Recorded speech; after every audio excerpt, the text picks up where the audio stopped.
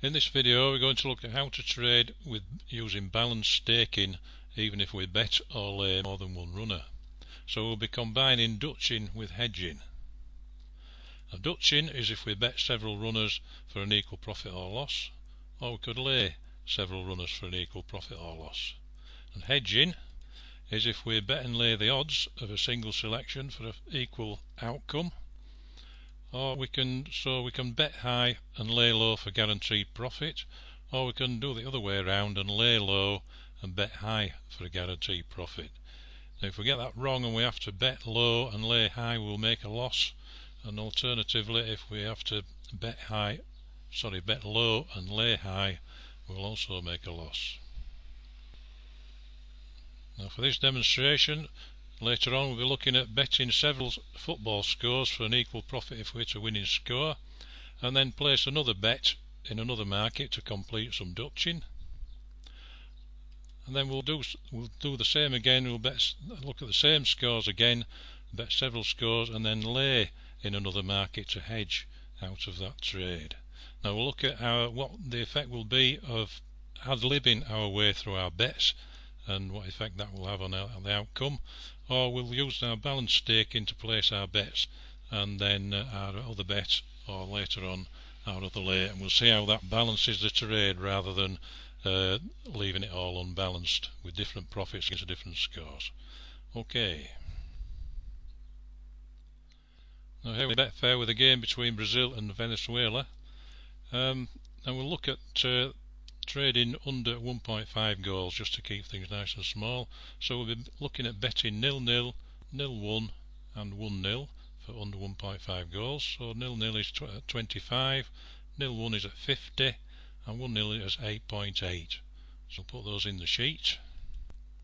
Here's my Beer Bookie spreadsheet. I've put the odds in, and if we bet those stakes at those odds, that is the profit we would make if the game ended with one of those scores, £82.64.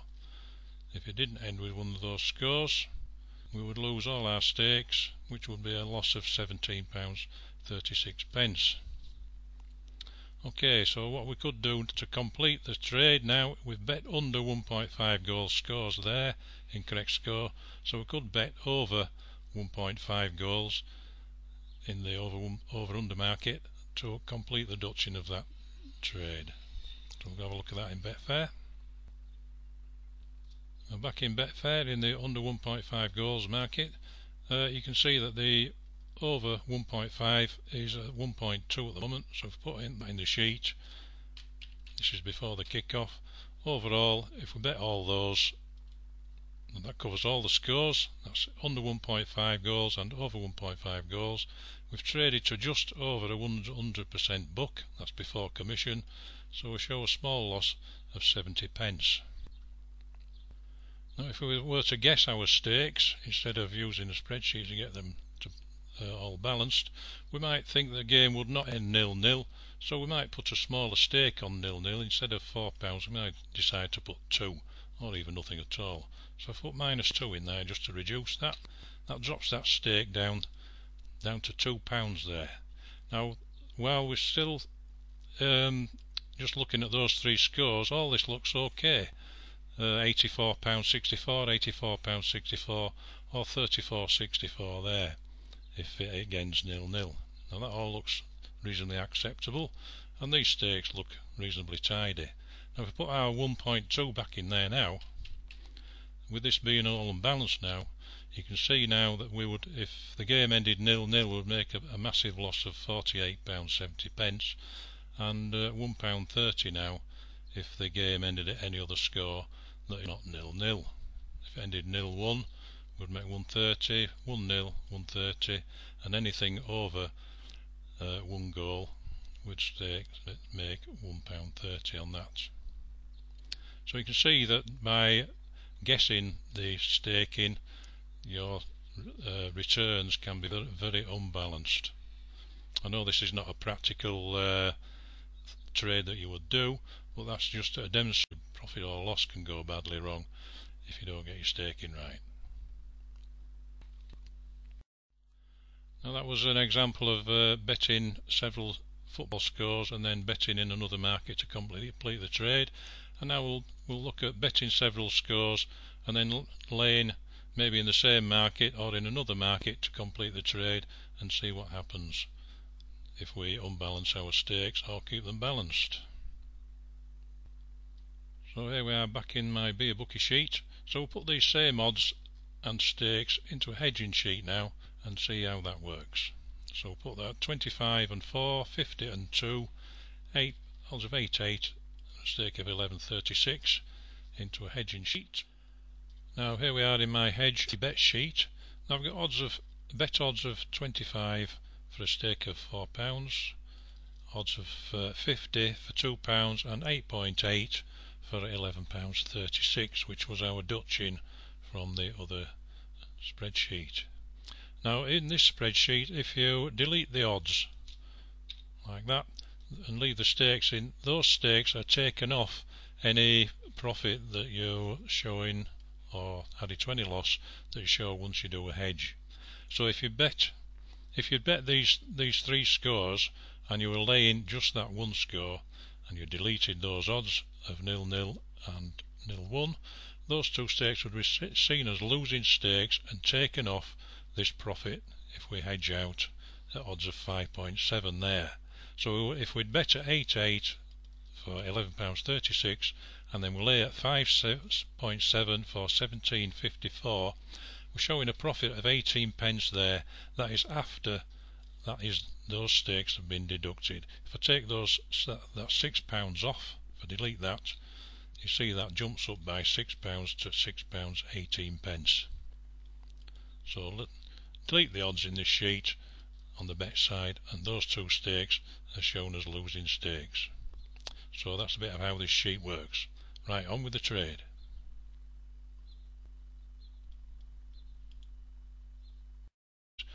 Up here you can see if we don't hit the winner we lose 17.36, and we've got a big number there because we've got all three odds in there. Only one of those can be a winner, so if we delete the other two, we now show a profit if that one wins of £82 and 60 odd pence, which compares with that there, £82 and 64 there. 82.64. Now it doesn't matter which odds we put back in there. If we've got the odds of 25 at the moment, if we put one of the others in, the 8.8 for instance, it's exactly the same, well almost the same, a loss of 17.36 if we don't hit the winner, and a profit of 82.61 if we do hit the winner with that particular score. Now if we were trading this game and we decided that it was time to get out on this particular score here, and so we'd bet at 8.8 for 11.36. If we laid at odds of 5.70 for £17.54, we would make 18 pence. Now that will work out exactly the same for the other two scores as well. So I'll just put those odds back in, and we'll look at the top one. And there we are again, odds of 5.7, 18 pence again, 17.54. We'll use the middle one, delete that and delete that. Again at 5.7, bet 17.54, and you come out with 18 pence. So keeping your trade balance, it doesn't matter which one you hedge, you will still get the same profit or loss for the same odds.